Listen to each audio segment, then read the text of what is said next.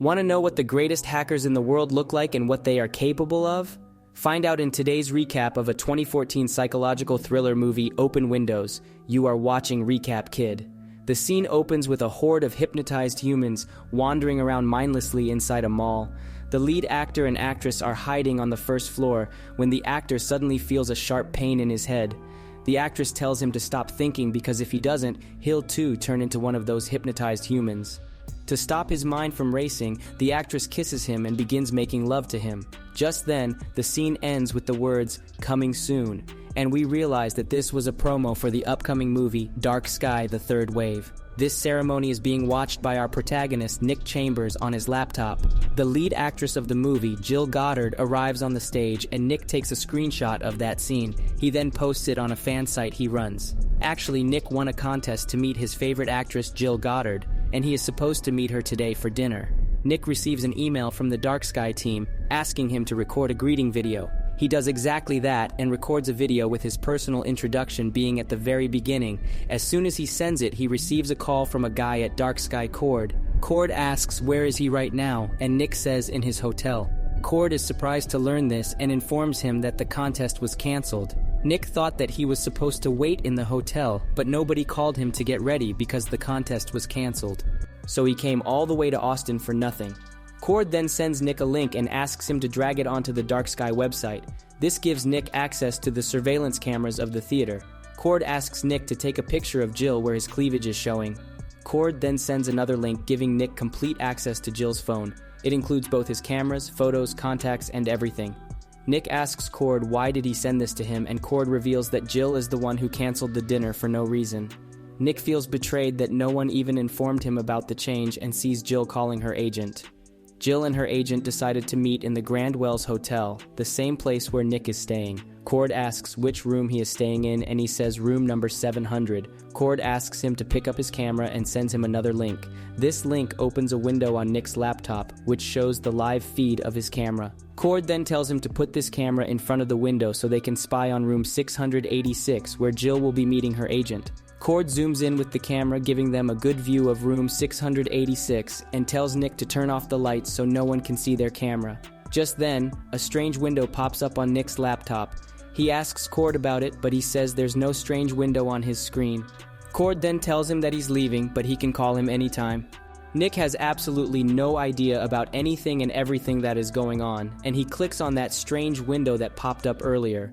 This opens up a video call where three strange figures refer to Nick as Nevada. They say they want to work for him, and this line they are calling from is completely untraceable. Nick can't understand a thing, so he cuts the call and sees Jill arriving in the room 686. She gets into an argument with her agent, so she storms out of the place in anger. Suddenly, the lights in Nick's room turn on and the manager sees the camera pointing at him. In a panic, Nick quickly turns off the lights, but the manager is already on his way. Nick calls Cord for help and explains the entire situation. Cord hacks into the manager's phone and learns that he has called reception to learn about the room that is across from room 686. He finds out that it's room 700 and he immediately heads toward it.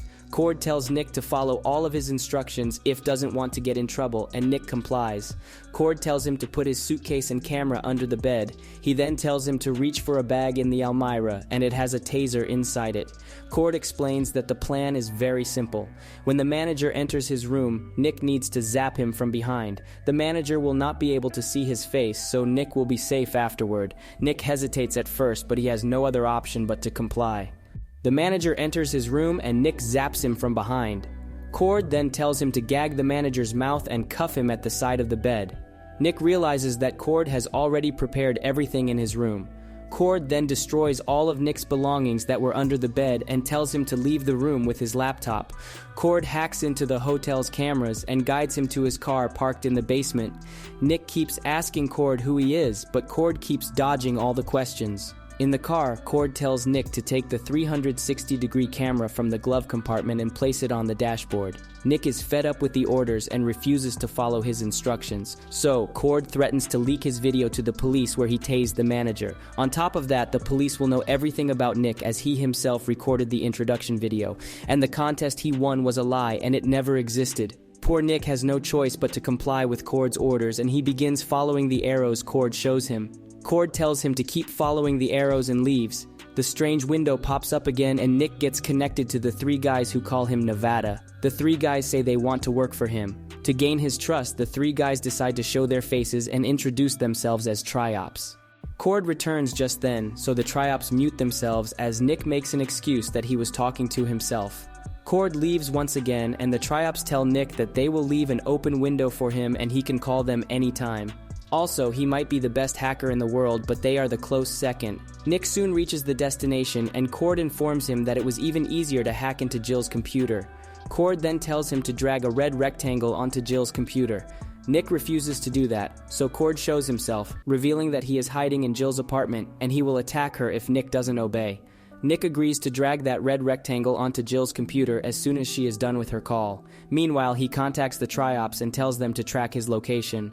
The Str1p excitedly get to work as they think they are working for their idol, Nevada. When Nick drags that red rectangle, it opens up a live stream of Jill's manager gagged in the hotel. Nick and Jill both get scared to see it. Cord orders Nick to tell Jill that she is not allowed to use her phone, otherwise her manager will get electrocuted. Cord then tells Nick to go ahead and take his revenge on her. Though Nick doesn't want to, he forces Jill to strip her clothes and clicks photos to post on her blog. However, Jill is having a bitter face, so Nick tells her to smile. Jill takes a napkin to wipe her face and sneakily picks up the phone to call the cops. But her phone is already hacked, so the call doesn't go through. When Cord leaves, Nick turns on the microphone of Jill's phone and tells her to not worry. However, just then, Cord enters Jill's room and ties her up before taking her somewhere. The Str1p inform Nick that the cops are on their way. They then hack into the cameras of the house and see Cord on the first floor. When the cops arrive outside the house, Nick realizes that Cord is actually not inside and the video they are seeing is a loop. Just then, the room where Jill was caught explodes and Nick hears the explosion just in front of him. It means Cord was right by the street moments ago. The Str1p inform Nick that the police are now coming after him as Jill's computer was bouncing signals to his computer. Cord too gets back on and informs Nick that he has one last task for him. Nick needs to distract the police for a while and that will be all. Cord leaves saying this, and the Str1p manage to find his location.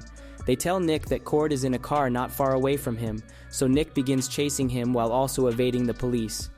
Unfortunately, Nick loses Cord and the Str1p too are unable to trace him. Just then, Nick finds out that Cord is controlling his website and he has posted naked pictures of Jill. Also, a complete video will be available on the website in 30 minutes. Not only that, this same broadcast is showing on 1/3 of the global network. Nick remembers that Cord had more 360-degree cameras with him, so he asks the Str1p to track them. Meanwhile, one guy from Str1p tracks down the source of Jill's naked photos and manages to copy a video file before he could get blocked.